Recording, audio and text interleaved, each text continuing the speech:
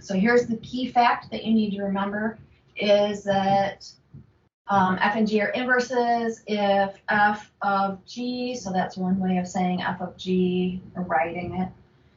Here's another way of writing f of g.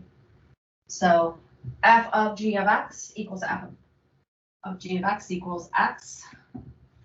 And it's going to work the other way around. So g of f of x, which means g of f of x, also equals x. So what that means is if you take x and you plug it into the function f, I guess I'm doing the second one because I'm doing f first.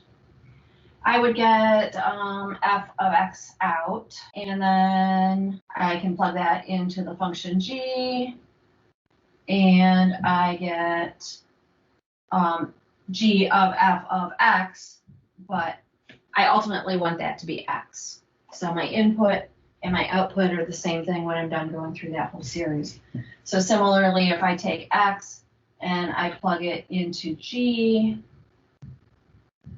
I would get g of x out, but then I can take that and plug it in to f, and I get f of g of x, but the answer needs to be x. And if it works one way, then it will work the other way. So that's the basic premise here that we're going to use. So I'm given f of x equals 3 over x. And it gives me a little disclaimer that x doesn't equal 0. Well, that's the natural restriction on that. It can't, x can't equal 0. So they're just telling us what the implied domain is, or what and they're giving us that g of x is also 3 over x. So this is an interesting problem. So this is going to tax us a little bit in our remembrance of complex fractions. I'm going to go ahead and do f of g of x. So f means I'm taking 3 over something,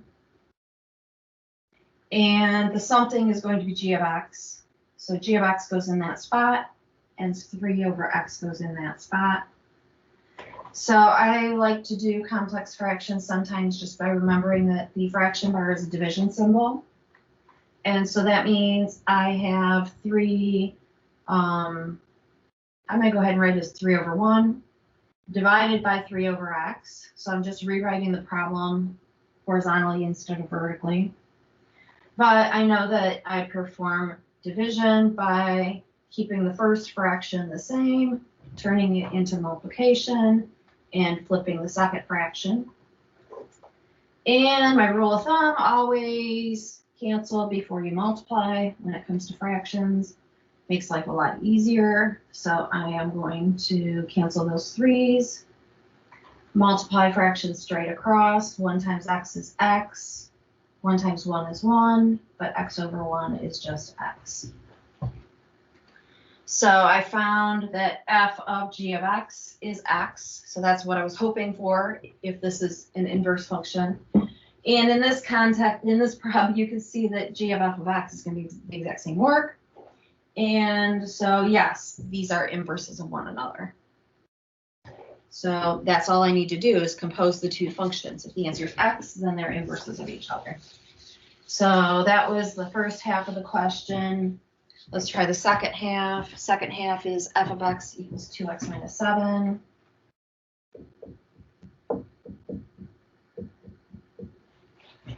And g of x is 2x plus 7. So again, we're just going to compose. So I'm going to do f of g of x first.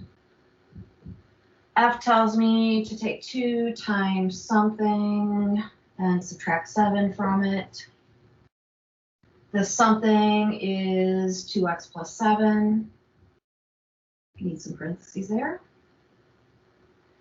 So let's see, I get 4x plus 14 minus 7. I get 4x plus 7.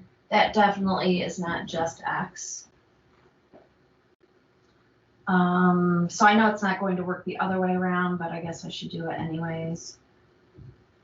So G says take 2 times something and add 7 to it. The something is f of x. So I have 4x minus 14 plus 7. And so I have 4x minus 7 this time, and that definitely, again, does not equal x. So for those two, those are not inverses.